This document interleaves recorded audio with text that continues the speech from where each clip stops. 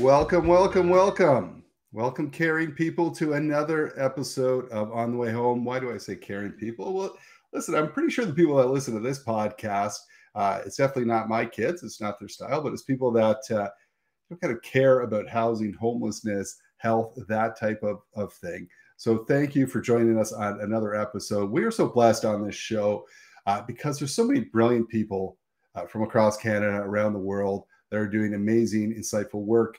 They help educate and bring awareness to this sector. So, week after week, and today's guest is no exception.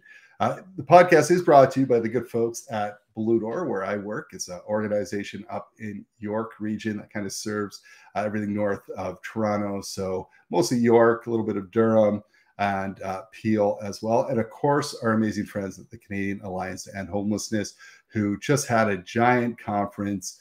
It was the first in-person and virtual, but a first in-person conference in a couple of years for obvious reasons. Very successful, great conference. And at that conference, there were just some brilliant people dropping knowledge. And that brings us to our guest today. So I have David DesBaillets with me today. Now, I'm going to call him Dr. Dave because I refuse to continue butchering his last name. Let me tell you a little bit about Dave. Aside from being a podcaster himself, he is a postdoctoral scholar at the Human Rights Research Education Center in the Canadian Housing Evidence Collaborative.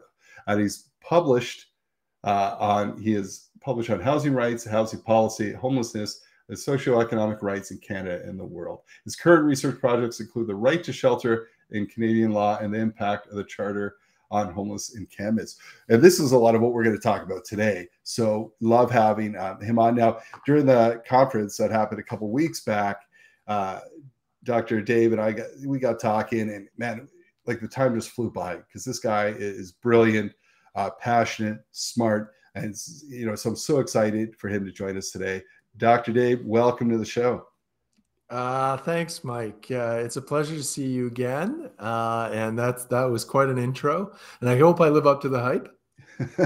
I am no doubt you will. Okay. Now, if you get past this first question, though, this is the tough one because there's no right or wrong answer, really. There's better answers. And that is, what does home mean to you? Yeah. What does home mean to you? It's pretty open-ended. For me, home is security. Home is family. Home is where I do my thinking. Home is where I work.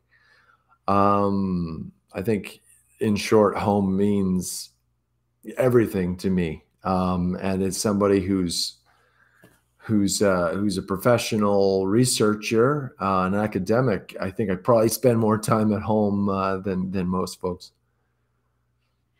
Absolutely. And when you and I met a couple of weeks ago, we talked a little bit about home and the reality of home for so many. And we were talking about how Canadians have this almost obsession with home ownership. We have to own. I think that's partially because our parents pushed us. Why are you giving someone else your money, throwing it in the air where they don't really realize? I mean, renting is the cost of housing, whatever. But, we're obsessed with this. And I think at the time you said, hey, look, myself, my family, I don't know if we'll ever own a home, right? It's a different generation, it's a different time. And I think people have to kind of come to terms with that. Because when we talk about homelessness, we're not talking necessarily about home ownership, which often grabs a lot of the headlines. So when they're saying they're going to pour money into affordable housing, much of that money is around home ownership, but that's not where I'm focused, or necessarily you are as well. Any thoughts around that? Yeah, no, I mean, I think we spoke about it, and I still think that there's an overemphasis on home ownership, and I think it's for political reasons. I don't think a lot of thought is given to the homeless issue, and certainly when it comes to the sort of public discussion around housing. So much of it is about, the middle class in Canada, and I understand why. Politically, that makes sense. But, more and more, I think people are kind of waking up to this reality, which is that for younger generation, and certainly it's buying a house, and especially the kind of housing that, you know, used to represent the ideal, I guess, Canadians, which was more that sort of detached kind of single family home. That's just out of reach for most of us, and never mind those of us who are experiencing homelessness. So yeah, there needs to be a rethink, I think, in Canada with respect to, you know, housing and the way that the relationship, I guess, that with housing. So I want to pick up on something you just mentioned as well. You mentioned the middle class, which is interesting. So I'll tell you from a Blue Door perspective, and talking to some of my colleagues in the sector, that we're seeing more and more of middle class people actually experiencing homelessness, where they're in our emergency services, such as shelters. We're seeing people that are actually working full time, not making a living wage. So maybe not working class, but we're seeing a lot of what has been called before the working poor working, where that wasn't the situation before, right? Where, hey, I just, the gap between my income and what someone even wants for rent now, right, is too large for me to overcome without a little bit of help and help from the system. So it was funny, a Toronto councillor that wasn't running this time around said, you know, 10 years ago, when she tried to get a headline in the paper around homelessness or housing, couldn't do it. She said, and now you hear, I mean, this past election, municipal election in Ontario, that's all people were talking about. It was huge. And she said that's because it is now affecting the middle class. To your kind of point around, hey, politically, when it starts to affect the middle class, who are your voters, a large number of your voters, then it becomes something politically that I care about. Yeah, it's kind of a sad statement, I guess, but I do think there's a lot of truth to that. That's you know, these issues sort of gain traction when we see kind of more and more you know, sort of middle class families complaining about the housing situation. And you're absolutely right when you say the face of homelessness. I mean, this is your department, so I'm not telling you anything you don't know, but the face of homelessness has changed dramatically, you know, and it's no longer the sort of, I guess, stereotype that most Canadians have of the, you know, elderly man, single man living on the street. It's families, it's kids, it's working people, it's people who have jobs, it's people with education, you know. That historically the housing market was able to accommodate, and we see that, you know, that type of affordable housing is just becoming more and more scarce. So yeah, it's reached the crisis levels. I mean, it's been you know, talking about the housing crisis is almost misleading, because, you know, at what point does this thing go beyond a crisis and become something sort of structural and permanent? You know what I mean? And it's also reached critical mass as far as public opinion, and that's where, you know, your friend who's a former counselor and is noticing that the political class and the chattering class in this country all of a sudden talking about housing. You know, every single day we see stories about housing and homelessness, and that's a good thing, right? I mean, that kind of exposure that was so hard to get before is now much more common, and I'm glad to see it, because you know, that's adds pressure to certainly to the government and to the policymakers to act, you know. So that's a positive development.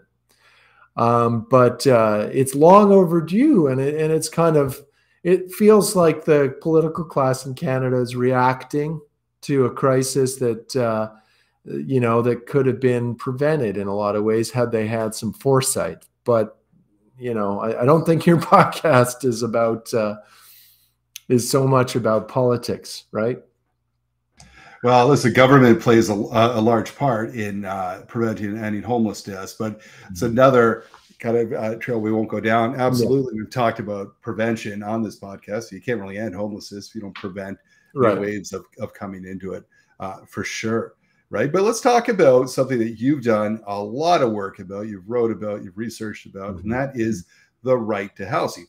Now, David, we see this kind of bantered around, and we're talking the right to housing. Mhm. Now, it's so great that it was legislated, the right to housing, great, and everyone's really excited about it. The big question usually is, what the hell does that mean? Like, what does that actually mean to people? Like it, and so when we're talking about it, I have the right to housing. How does that change things?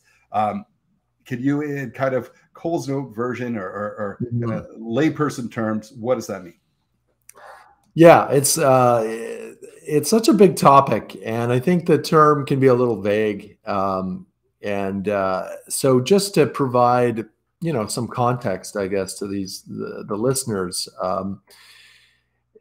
basically, the right to housing is a right that started in the 70s when the sort of human rights revolution was happening, and at the international level, the right to housing was recognized as a social and economic right. And it was also at the same time being established in dozens of constitutions around the world. So it was legally recognized in many states and in many domestic legal frameworks. But I think, in a more, I guess, lay person's perspective, the right to housing, if you really want to understand it concretely, it's the cornerstone of so many other rights that are really fundamental. So if you think about the right to housing being essential to the right to life, the right to privacy, the right to health, the right to family, and so on and so forth.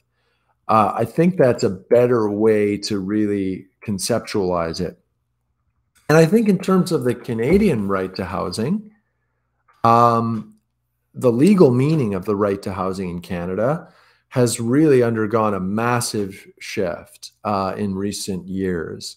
And of course, I'm referring to the 2019 National Housing Strategy Act that was passed. And of course, I'm thinking of the appointment of the federal housing advocate. I know you've had Marie-Josée Houle on the show, so your listeners are familiar with that.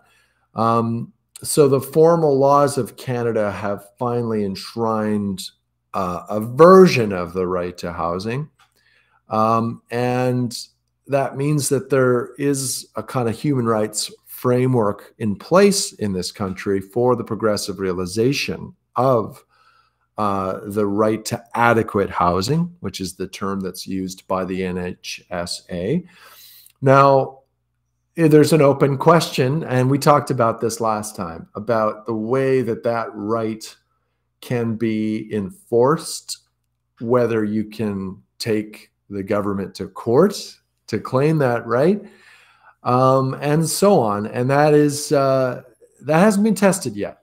So it still remains to be seen whether we have a fully legal right to housing or something else. And I think it's fair to say that at this point, we don't have what I would call a fully legal right. That is a right that is actionable, that you could actually, you can base a legal claim on it.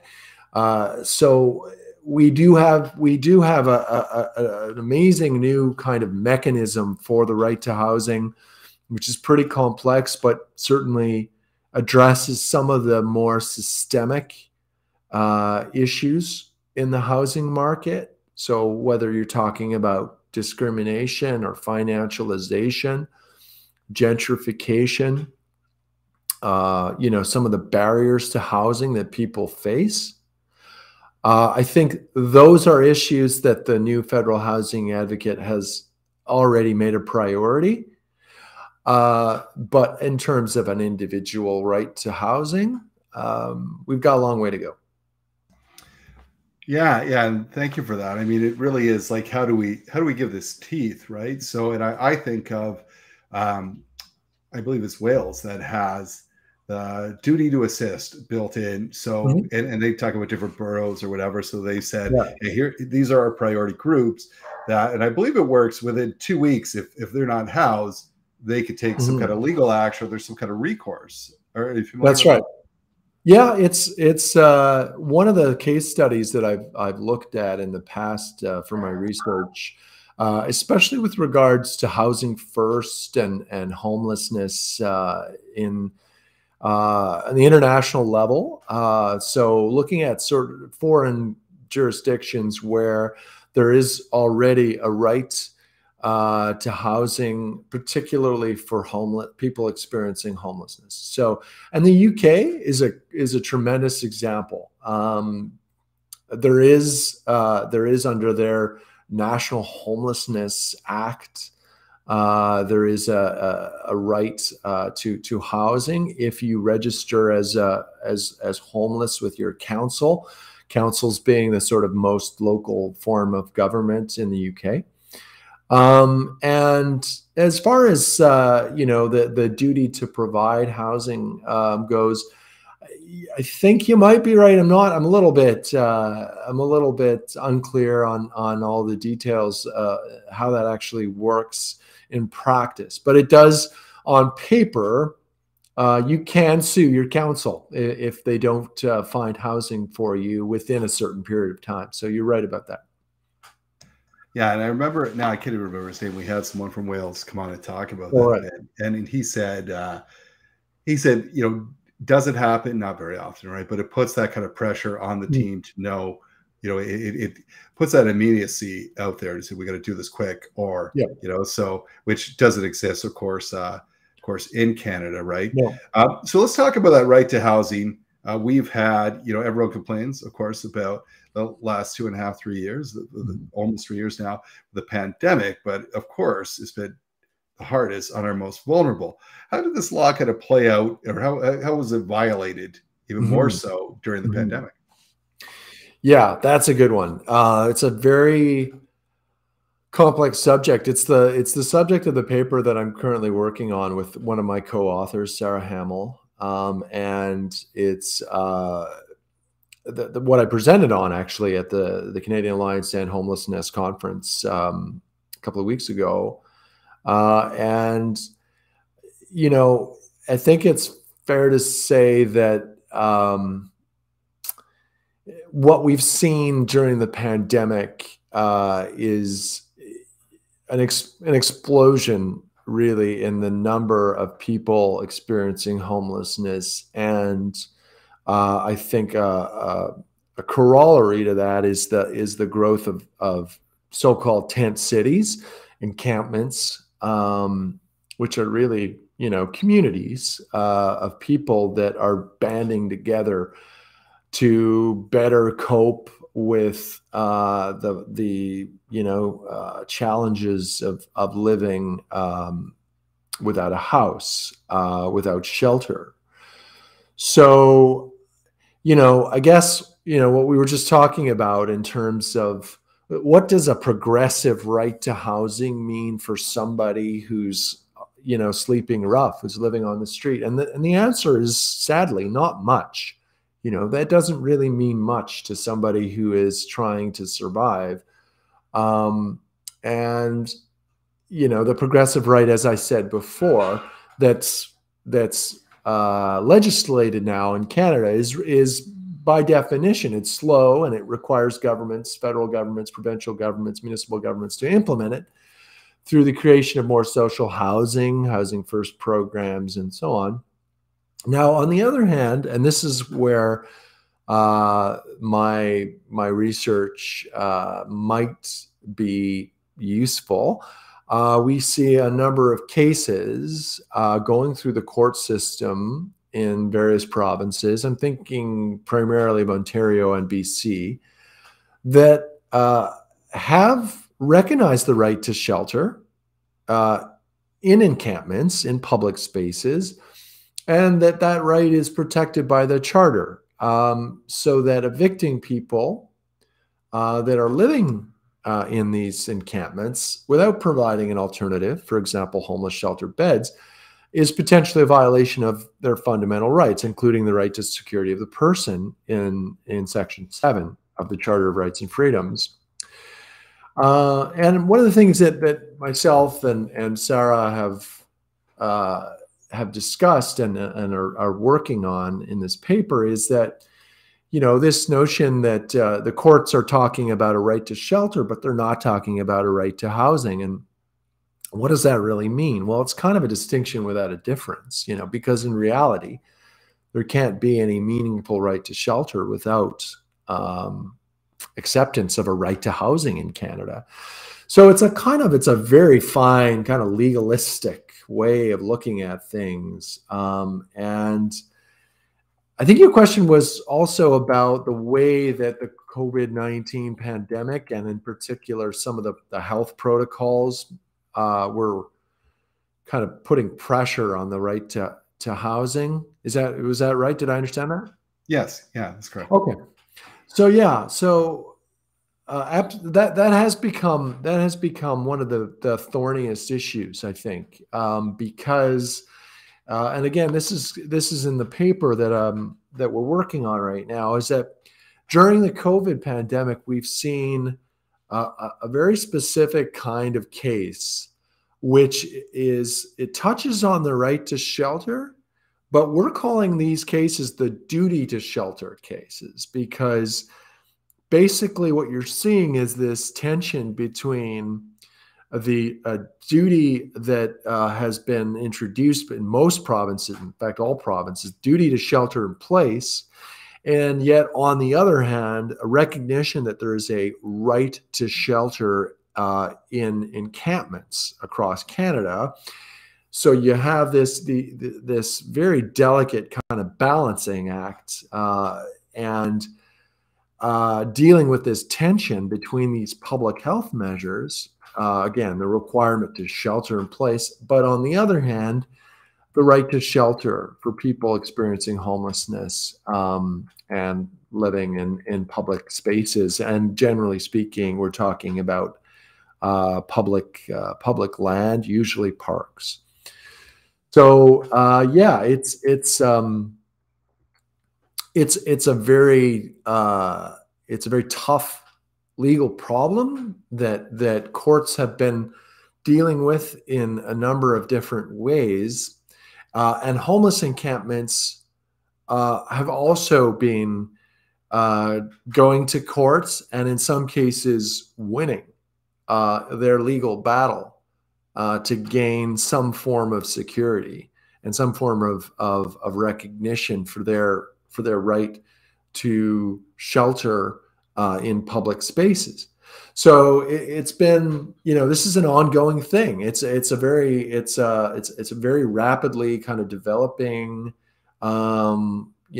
area of litigation and of human rights law in Canada, and it's still kind of a gray area. And so in this paper that I'm working on, we're looking at the different examples of case law where in some cases judges have ruled in favor of the encampments, and in other cases they've ruled against the encampment. So what's the pattern? What's the difference between these two kinds of outcomes? Well, I think it becomes more and more important, right? Because from a frontline kind of view from my team, and what we're seeing more in the GTA and across Ontario, probably across Canada, is that during COVID, one of the silver linings was that when we had government resources and political will, man, did we mobilize quickly. We opened up hotels, we opened up all these new sites. Now that wasn't forever, because these hotels, they weren't permanent. And the real fact is, and we're seeing this across the GTA, is that we had to scale those back. Now, some of them were purchased, some of them are forever, but not all of them. And when you take away hundreds of spots in New York region, when you take away 80 spots that you don't replace, and the need through inflation has gotten higher, right? we don't have enough. The system is way over capacity right now. Yeah. Pushing people again, taking away choice. And I think choice is important to recognize as well. When you're in, that was part of the pushback when they're saying, yeah, we're going to encampments where we're offering people shelter. They're saying, yeah, but it's not really a choice. That kind of shelter, I don't feel safe. That's why I'm here. I know I could go to that emergency shelter, right? But I don't feel safe there. I don't want to share a room. My health, I feel healthier out here. I don't want it. And so there's a lack of choice. So when you don't have choice, that's one thing. And that lack of choice is getting smaller and smaller. Sort of like they're really, because we're at capacity. And so you're seeing encampments, unfortunately, continue to grow. I don't know if we're going to be able to, of course, we're going to be able to reverse that trend. But in the short term, I think this right to housing, these cases you're talking about, and the research you're doing is going to, the outcome of that and the work that comes out of that is going to be so important. Absolutely. I mean, you hit the nail on the head. So what you're saying, it actually is reflected in the case law, because when you study these cases, one of the good things that they're doing in many of these decisions is they get on the record the testimony of firsthand accounts, that is usually affidavits from residents in the encampments. And the social workers that are helping put together these cases are doing an excellent job of documenting just how difficult it is for people to get into emergency shelters, to stay in emergency shelters. So exactly, when you say that this is the dilemma is that the courts are trying to find the alternative to the encampments, and often that is to put someone in an emergency shelter. And as you say, during the COVID pandemic, there were more options because there was a requisitioning of hotels. We have that here in Montreal as well, but that has gone. And so this notion that, and you'll see the analysis in some of these decisions that, the city has done its job. They've shown that there's enough space in the local emergency shelters. There's enough capacity to absorb these people, that there's no reason for people to stay on the street. Well, the counter argument to that, and that comes from the evidence that's documented often by the litigants, that is the people living in these encampments, is there are all kinds of obstacles if you want to get into a homeless shelter. And in many cases, that means things like you're not allowed to bring animals. You have to be sober. Couples are sometimes not allowed to stay together. There's age limits. Some homeless shelters will not take people under a certain age. So you've got a wide variety of challenges for people to get off the street. And then, as you say, choice is really quite important. And then when you're talking about the right to housing or the right to shelter, choice is essential. It's very crucial in any conception of the right to housing, that the person who's exercising that right be given a choice. So, is it a choice when the police are breathing down your neck and basically you are forced to being marched out of your encampment, and told that you can't come back? And in some cases, tents are being destroyed. People's lives are being upended by police action. And I understand that this is a nuanced issue, and that there's, use of public land is a delicate legal question. There's lots of people will make this point, will say that yes, public parks are not meant to be camping grounds, and that is true. But on the other hand, if somebody is using a tent in order to survive, literally, because it's a matter of life and death in Canada. Let's be honest. This is one country where you cannot sleep outside in -30 degrees. Well, a right to life maybe takes precedence over some of the other privileges that you enjoy with regards to public land. So anyhow, it's definitely it's a question that is going to get even more difficult because we are still seeing the effects of COVID. We're not out of the woods. We're still seeing a growth in the population of homeless Canadians. And we're still seeing the issue of homeless encampments, being confronted with the public authorities, whether it's public health or safety, policing, you name it. So these are cases that we're just going to see more and more of them going through the court system. Yeah, and it's truly unfortunate. I was thinking today, I was reading in the Toronto Star today, Toronto is facing the city of Toronto is facing a massive deficit.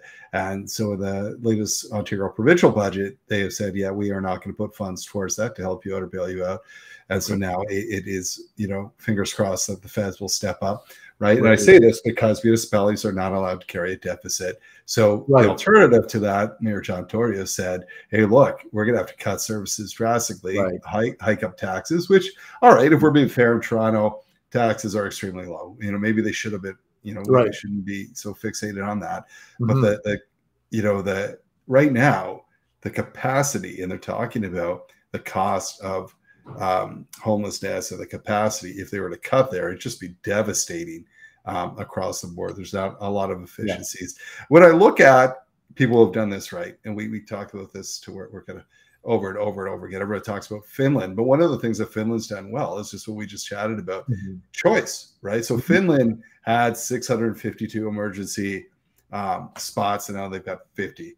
Right. It's not because they did one thing in 1 year. This was 20 years of progressive thinking of different types of housing. You talk about housing for individuals with supports, housing for seniors, housing for women, housing for, like all different types, semi-independent, dependent living, income supports. Right. I think, really it's frustrating because at the end of the day, really what it comes down to is we need deeply affordable, all sorts of different kinds of housing. There are also, supports around income supports. A lot of what we're seeing. So what they'll tell you in the Greater Toronto area is about 80% of people that go into emergency housing, they go in, they're quickly rehoused, and we never see them again. And then there's 20%, of course, that are chronically homeless that have different needs, right? We work with them. But that 80%, that 80% of people is going to shrink as income supports, right? Income supports just have not kept up with rising rents, inflation, different things happening, right? So much, in fact, in Ontario, we talk about this quite often, if you're receiving Ontario Works or disability, those rates are below what they were in 2015 because the government of that day made a 21% cut that we've never recovered. We've never come back up to what rates were before that.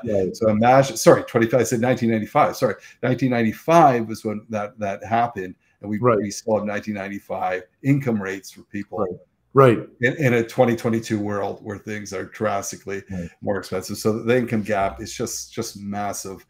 So we need to rethink our income supports. We need to rethink how quickly we are building truly deeply affordable housing. And then encampments, we do that right.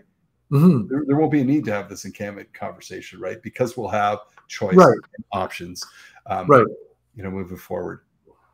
I mean, I think your work is going to influence that too. So I mean, really, hope so. Well, listen, Dave, we've talked about on this podcast before. Homelessness really became a crisis with bad policy. The only thing that's going to get us out of it, or one of the keys to it, is good policy. Good policy is informed by the work that you and your colleagues and researchers do. So it's so appreciated and so important.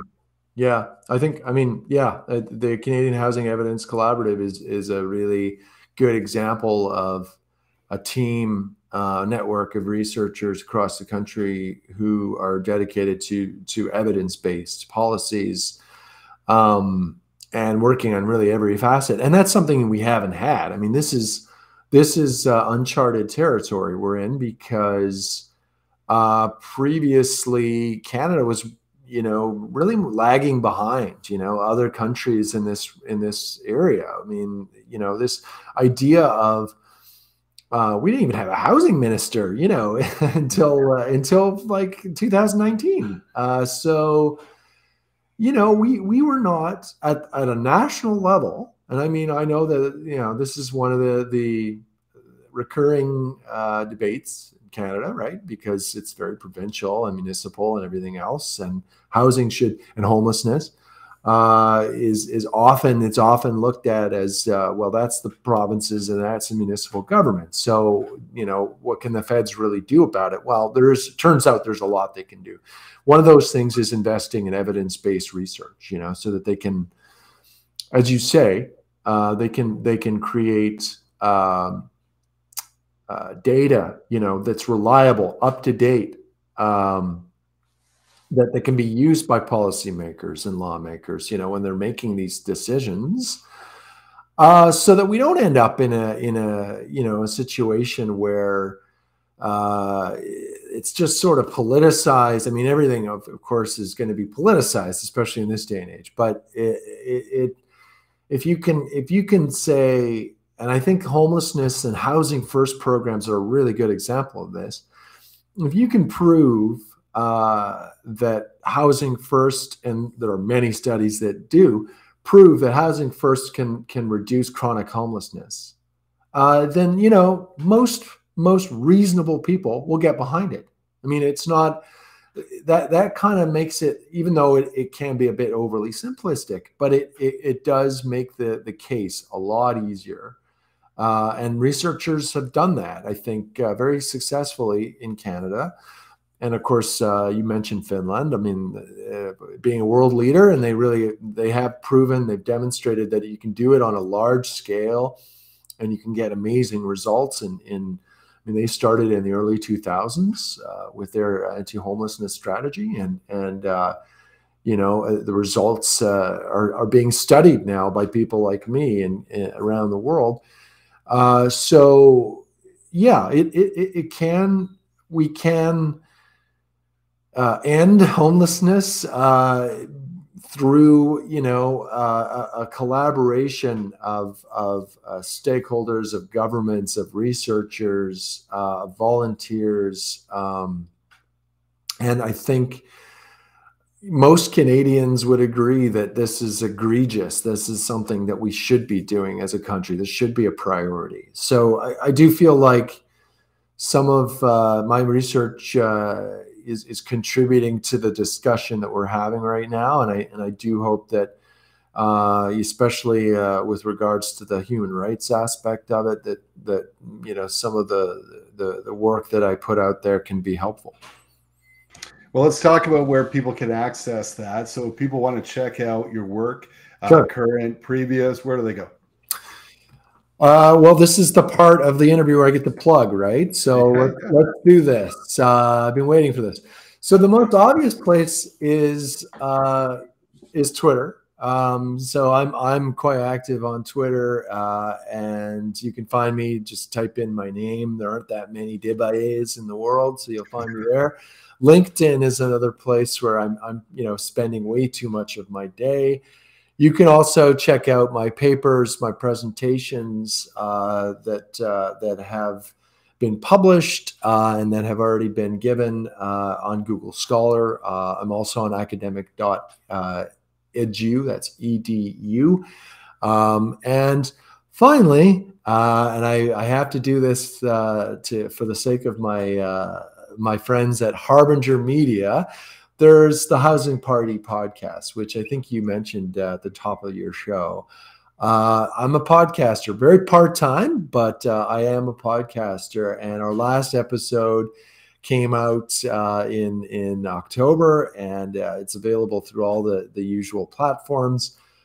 We actually interviewed a guy named Daniel Villarreal, who's a human rights lawyer right here in Montreal, and we looked at some of the strategies that he uses to defend tenants from wrongful evictions, and we explained how you can use the law, you can use certain legal strategies if you're facing a rent eviction. And he's a guy who he's in the trenches, you know, if you will. He's at our landlord-tenant board almost every day, and dealing with evictions. So, you know, it's that kind of show. It's a show that has that has housing rights at its core. That's what we do. It's called the Housing Party, and I recommend it. I recommend it too, guys. You know, check it out. Housing Party, anywhere you find podcasts. Exactly. This is important work. If you want to be educated, if you want to be a part of the solution, you have to have knowledge. And they're dropping plenty of knowledge on this podcast, as we do on this podcast. David, thank you so much for the important, impactful work that you're doing. And thanks so much for taking the time to be on the show today. Thanks for having me, Michael. I really enjoyed it. Very cool.